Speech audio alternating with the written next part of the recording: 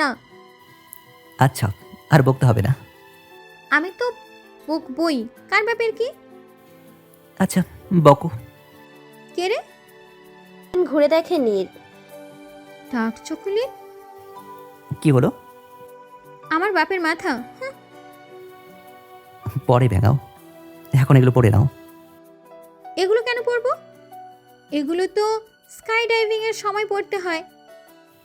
হুম, তো এগুলো কেন পরবো? কারণ আমরা স্কাই ডাইভিং করব। কেন? আমি বলেছি তাই। Excuse me. দেখো, ভালো মতো বলছি, পড়ো। পারবো না। পড়বে না পড়াবো? মেরিন বিরক্ত হয়ে পড়ল। দেখলো ওরা নীরের ড্রেস বেল্ট দিয়ে জয়েন করা। এ কি, দুটো জয়েন করা কেন? আমার ইচ্ছা। একটু পর হেলিকপ্টার আকাশে। Ready? Hmm. Give me your hand. Marine দিল।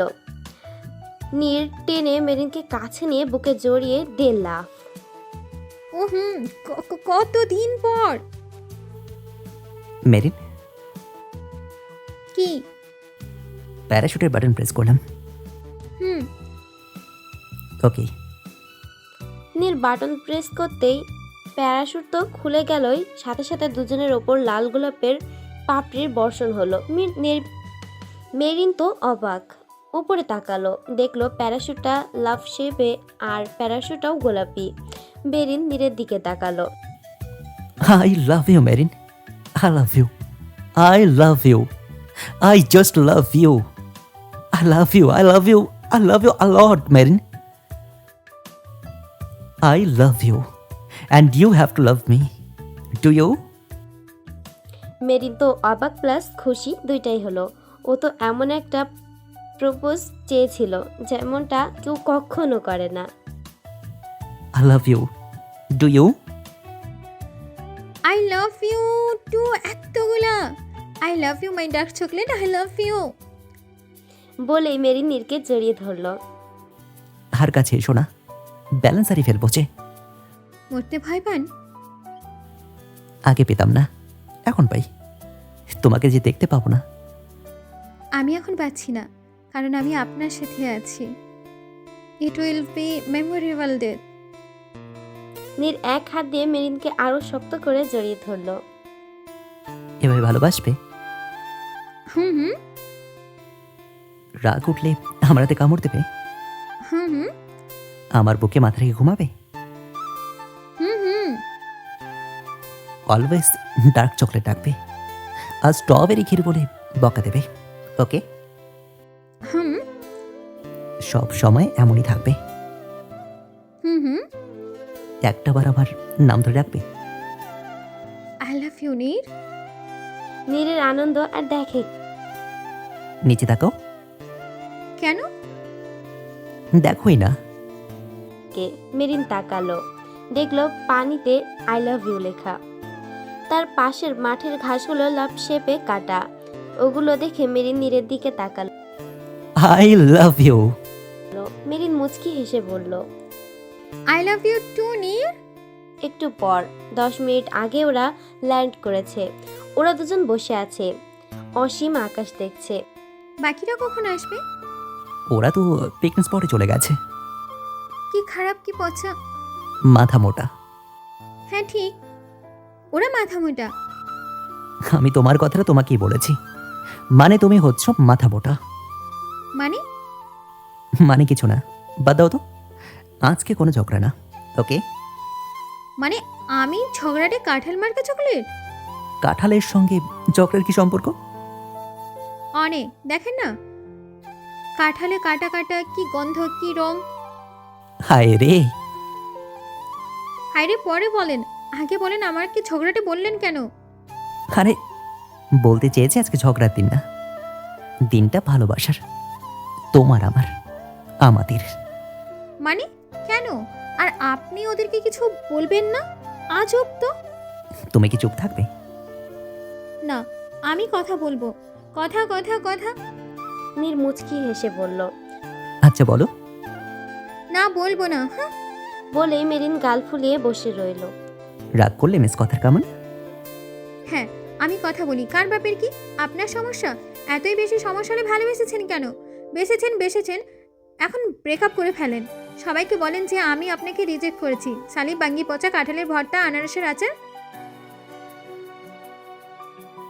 আল্লাহ জানে আমার ভাগ্যে কি আছে। মেরিন রেগে মেয়েকে ফোন করতে নিলে নীর মোবাইলটা নিয়ে নিল। একটু পর মেরিন রেগে বসে আছে, তখন গিটারের আওয়াজ পেল।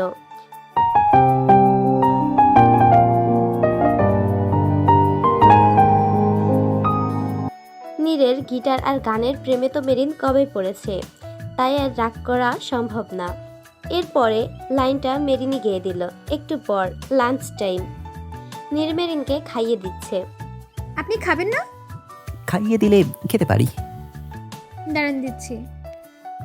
দুজন দুজনকে খাইয়ে দিচ্ছে। তুমি কি এখন আমাকে আপনি করে রাখবে? হুম, কেন? আমার ইচ্ছে। দেখো, জিএপিএফরা কিন্তু তুমি করে কথা বলে। তাতে আমার বাপের কি?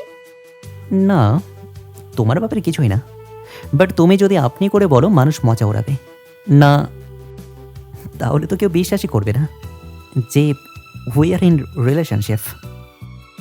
ওরা, তাতে আমার বাপের কি? তাতে তোমার ব্যাপারে কিছুই না, কিন্তু তোমাকে যে সবাই পিচ্ছে বলবে যে প্রেম করতে পারে না। করুক তা, তাই তো। এখন এখন তুমি আমাকে তুমি করে বলবে, ওকে? হুম, কেন? আমার ইচ্ছা, আইডিয়া। কি? সবার সামনে আমি আপনাকে তুমি তুমি করে বলবো, বাট নর্মালি আপনি করেই বলবো। তাহলে তো নো প্রবলেম। নীর ঠিক কি রিয়াক্ট করবে বুঝতে পারছে না। হাসবে না কাঁদবে না মরবে না দৌড়বে। দারুণ। হায় হায়, কি কিউট না আইডিয়াটা। তোমার মতো। দিনটা নিজেদের মতো কাটিয়ে নীর মেরিনকে বাসায় পৌঁছে দিল। রাতে মেরিন ঘুমানোর প্রস্তুতি নিচ্ছে। সে তো আবার 11টার মধ্যেই ঘুমিয়ে পড়ে, তাই প্রতিদিনের মতো টি শার্ট আর 3/4 পরে এলো। আর এসেই বাসায় সবাই দৌড়ে এলো আর নীর বিপদে পড়ে গেল। আসলে মেরিন ওয়াশরুম থেকে এসে দেখে নীর ওর বিছানায় পায়ের ওপর পা দিয়ে শুয়ে আছে। মেরিন ওকে দেখে চিৎকার। নীর ফিসফিস করে বলল, উফ, খালি বিপদ বাড়াও। এখন কি করব? আম আম যাও গিয়ে ওদের ভাগাও। আম আম কি বলো? আম খাবে? উফ, সরি। নীর মেরিনের মুখ ছাড়লো। শালি ফকিনি, শাকচুনি, সতীন, অজগরের। আচ্ছা, দরজা খুলছো না কেন? প্রিন্সেস, কি হয়েছে? দরজা খোলো। হাই হাই, এখন কি হবে? আমি কি করব? ওরা আপনাকে দেখে নিল। তুমি এত ভয় পাও? ভয় পাবো কেন? তাহলে ঘাবড়াচ্ছ কেন? ওরা আপনাকে দেখে নিলে আমি পালিয়ে বিয়ে করব কিভাবে? মানে? আরে, আপনাকে ওরা দেখে নিলে আমি পালিয়ে আপনার সাথে বিয়ে করে ওদের সারপ্রাইজ দেবো কি করে? আমার কতদিনের স্বপ্ন। হায়। নীর ভাবতেও পারে না এমন বড় স্বপ্ন কারো থাকতে পারে, বাট যেহেতু মেরিন সেহেতু সবই সম্ভব। এখন কি দরজা খোলো, আমি লুকাচ্ছি। মেরিন কোনো রকমে ওদের ভুলিয়ে ভালিয়ে পাঠালো। আবার কোথায় গেল? মনে হয় চলে গেছে। যাক, আমার বাপের কি? মেরিন গিয়ে শুয়ে পড়লো। আর শুতে একটানে কেউ মেরিনকে বুকে টেনে নিল। মেরিন তো চিল্লাতে নিবে, কিন্তু আগেই নীর মেরিনের মুখ আটকে দিল। এত চিল্লাও কেন তুমি? মুখ ছাড়বো, বাট তুমি চিল্লাবে না, ওকে? নীর ছাড়লো। আপনি এত রাতে এখানে? তোমাকে দেখতে ইচ্ছে করছিল। সারাদিন তো দেখলেন। তোমাকে দেখে মন পড়বে না। 2 দিন পর মেরিন সেই কখন থেকে বকবক করছে আর নীর দেখছে। তবে আজকে নীর মেরিনের গালের সেই তিলটাকে দেখছে। মেরিন তাকিয়ে দেখে নীর তাকিয়ে আছে। নীর কি দেখছেন? উত্তর না দিয়ে টেনে মেরিনকে কোলে বসিয়ে মেরিনের তিলটাতে কিস করে বসলো। মেরিন তো জমে বরফ, আর নীর তো দিন দুনিয়া ভুলে ওই তিলটাকে কিস করেই চলেছে, কারণ এটাতে নীরের অনেক দিনের নজর। এটা কি করলেন? আমার ভার্জিনিটি নষ্ট করে দিল রে।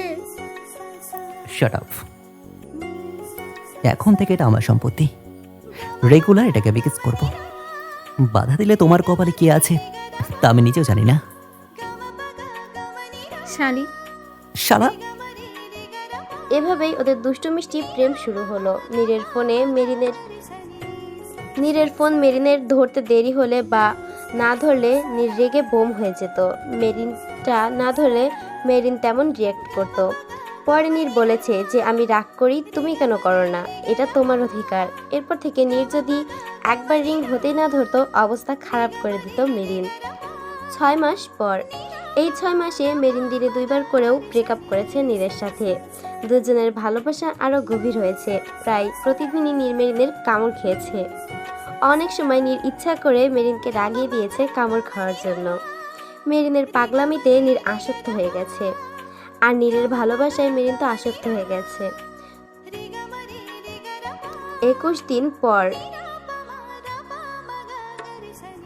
2-1 দিন পর পর নীর দিন দুনিয়া ভুলে মেরিনের তিলটাতে কিস করে। আশেপাশে কি ঘটলো তাতে নীরের কোনো মাথা ব্যথা থাকে না যখন ও মেরিনের তিলে কিস করে।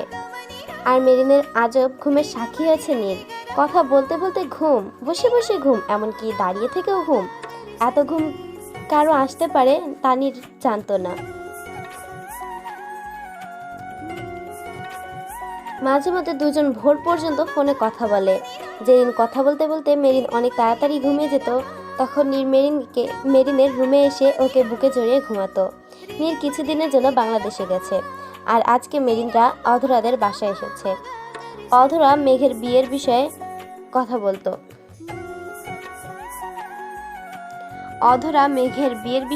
বলতে নীর মেরিনকে ফোন করলো, তাই মেরিন কথা বলতে গেল। অধরার বাবা লতিফ। দেখেন কবির ভাই, অধরার মুখে শুনে যা বুঝেছি যে আপনাদের কাছে আর মেঘের কাছে মেরিনই সব। আপনার নিজস্ব সম্পত্তির অর্ধেকের বেশি মেরিনের নামেই, মেঘের ব্যবসাটাও পুরোটাই মেরিনের নামে। আমি এও বুঝতে পারছি যে মেঘ ওর নামে থাকা সম্পত্তিও মেরিনের নামে করে দিবে। বাবা এসব কি বলছো? চুপ থাকো তুমি। আমার মেয়ের ভবিষ্যৎ কি? আপনার কি মনে হয় আপনার মেয়ে না খেয়ে মরবে? বড়দের সাথে এটা কেমন ব্যবহার?